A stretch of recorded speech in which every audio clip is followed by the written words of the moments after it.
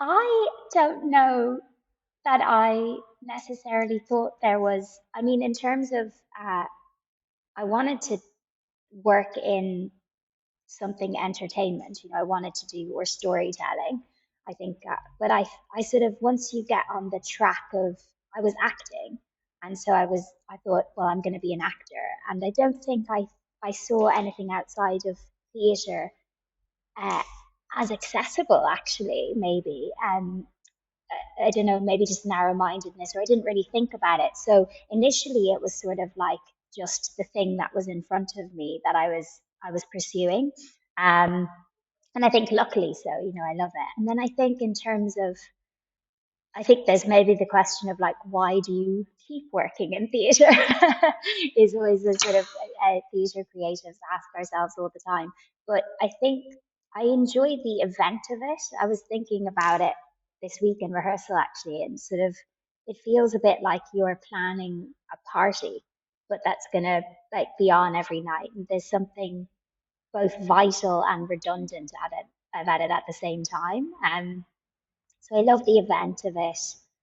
I love rehearsals, I have to say. I love making things. I think I love making things from scratch, figuring things out.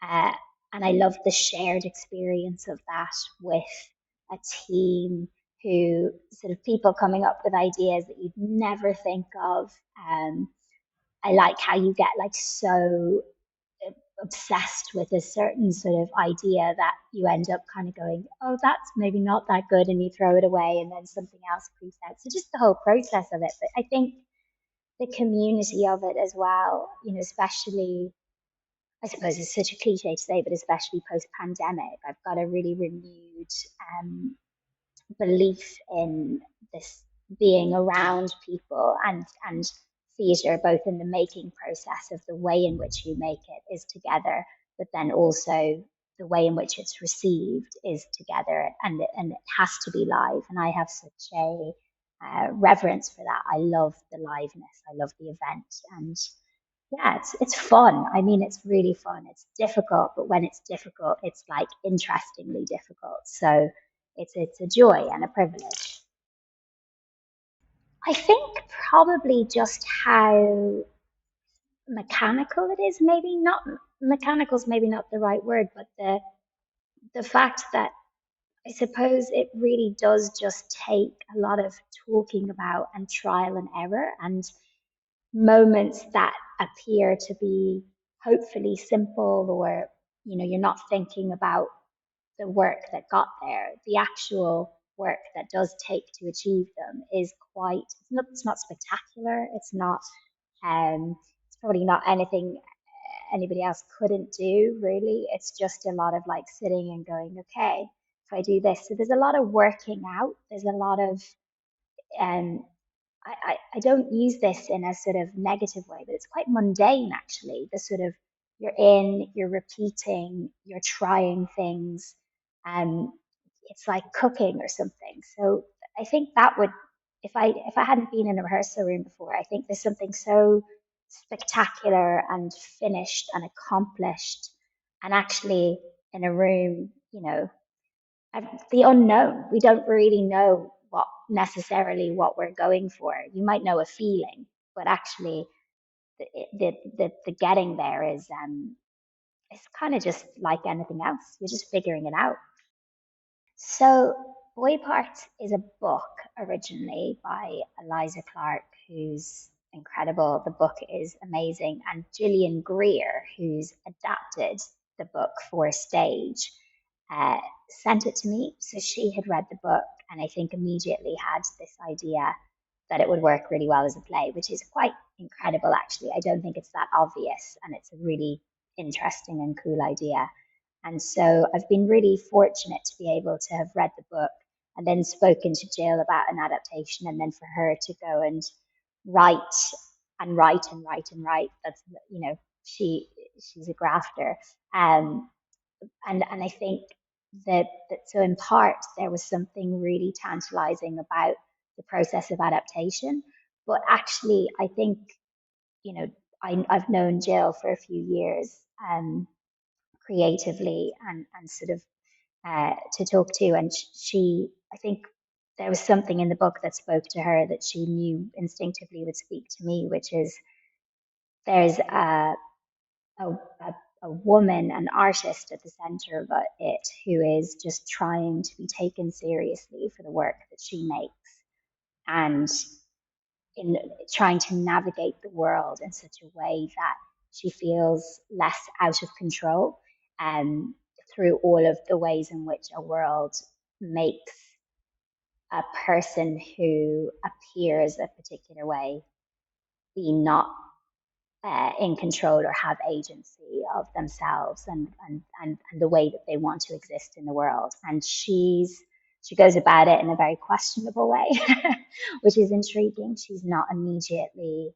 likable. Like it's this weird. The book itself is this incredible read where your your narrator is somebody who you go, who are you? Like you're not a particularly nice person, and yet you're like, give me more, give me more, give me more. Like there's something about her that's utterly compelling, and I think in the immediate, they had such an attraction to what that would feel like to be presented with this person right in front of us, and immediately Gillian and I were on the same page about going, and now Amy, who's in the play, and Eliza, that we didn't want to sort of, um, you know, sanitize her. We didn't want to sanitize this person or her world.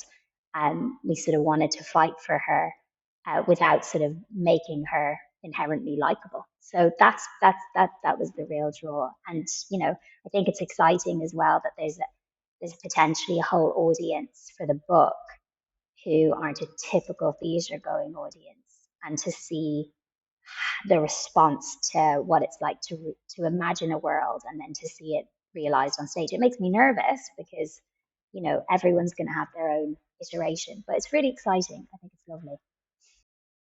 I think I'll be. I mean, I'm always a little bit. You're going to be nervous. I think when you're sharing anything, I'm nervous any night I see anything that I do. That's just a given because you've got new audiences in.